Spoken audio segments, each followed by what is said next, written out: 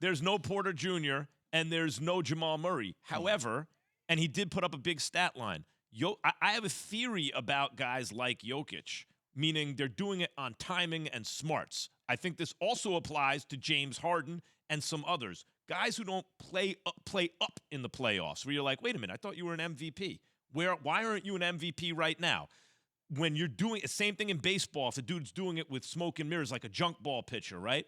In the playoffs. Because you're facing facing other very smart players who are also great athletes. They're big, they're fast. It's LeBron James, it's Embiid, it's Giannis, it's usually KD. That's what plays up, not Jokic, apparently. See, I'm with you, Max. First off, it's embarrassing that they're getting swept. A gentleman's sweep, okay. Get one, though. You got to get one. And you talk about Jokic had 37 and 15. You look at those numbers, you're like, oh, wow, like those are great numbers. But he didn't have impact on the game. So he had 2 turnovers and an impact moment of the game, a lob to Aaron Gordon, and then he got his pocket ripped by Draymond Green down the stretch. So, like, my thing is I'm looking at it and I'm saying, okay, that was the MVP. I gave him my MVP vote. But then I'm watching JWill Embiid make a game winner against Toronto, and he's coming through in impact moments. And I'm watching Jokic not have the same impact on the game, even though his stat line has got them to that point. That's why I always say, though, man, you can't pay attention to the stat line. You got to pay attention to the moment. When you talk about Embiid, that's a moment. That is when star players rise above. When you talk about moments, that is when LeBron James dagger or Kobe Bryant dagger, Michael Jordan dagger. And I'll push back a little bit on the James Harden situation with you, Max, because he did take the Houston Rockets down all the way to Game 7 without a Chris Paul against the Golden State Warriors. So, I understand recent history for him has been a little utchy in terms of, I made up another word there. Utchy. You hear that? You'll start using that. And utchy. Utchy. I have to figure out what that means exactly. But me too. You can certainly see, and I understand about James Harden, but here's what I would say about the Joker, Man, all the other stuff. MVP in the regular season does nothing for me. Because if I get to the postseason and I cannot take my team and put the moments on my back and deliver. I often said this when I played in football. You can shut me down for 3.5 quarters, but I promise to God I am going to bite really hard on the last couple possessions of a game when my team needs me the most. I'm going to figure out how to get it done. Jay, that MVP thing, there's an MVP for the regular season and for the finals. But the playoffs, which is a second season, really, it's 2 months long, it can be, and 10 out of 15 teams in each conference make it.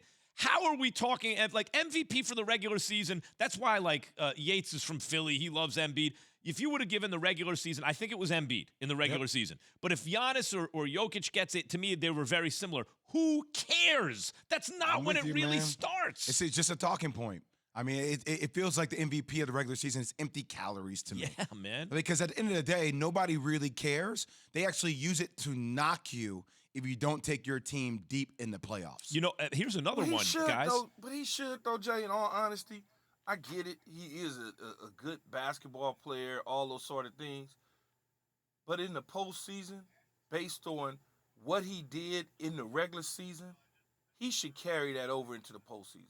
I agree. That's what the key. But it shouldn't tighten up because it's the postseason. If you're good in the regular season, you should be good in the postseason. But that's what I'm saying, Key. Like, my thing, the MVP at least gets you one win. Yep. Like, I get that they're undermanned and they're going against the death lineup, 38. Kobe, AI, they'll get you one. They'll get you one, man. Yep. And that's my thing. This was the game for him to get one. And I get it, Jordan Poole. I mean, you had 3 guys that pretty much went up for 30. Klay Thompson, Jordan Poole, and Steph Curry. And Draymond Green played his ass off. As always. Like, an MVP gets you at least one win. Hey, you know what? And by the way, speaking of stats not telling the story, Draymond Green, if he's not in the Hall of Fame one day, it's a crime. It's ridiculous. And his stats won't tell you that, but if you watch the game, you know it. Here's another one. Quarterbacks in the NFL, it's just like fastballs to me in baseball, Key. And it's not a perfect analogy, right? Brains and completion. But the quarterbacks who tend to excel in the Super Bowl, for example, are guys with arms. Like Peyton Manning was a great quarterback. He obviously was better in the regular season than the playoffs. Just look at his career, right? He didn't have to.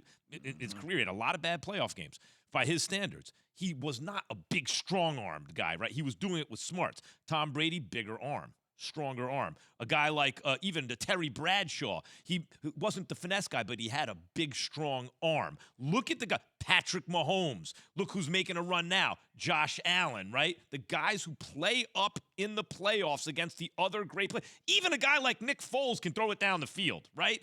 Those kind of guys. I can't believe you just said Nick Foles' me- name after all that's those what I'm other saying. names. My point is, killing me now, that didn't Max. concrete the point, though. But my point is, he's not a guy. He's not a dink and dunk guy. In other words, guys who can step up into the pocket and deliver throws down the field are the guys. It's the same thing. I can tell you a pitcher that's not that great in baseball, but he got a real fastball. Well, that was part of Kershaw's problem, along with the bats didn't help him out. But for a while in the postseason, Kershaw had some stuff, but he never really had a 98, 102. That wasn't his deal. He had a lot of stuff.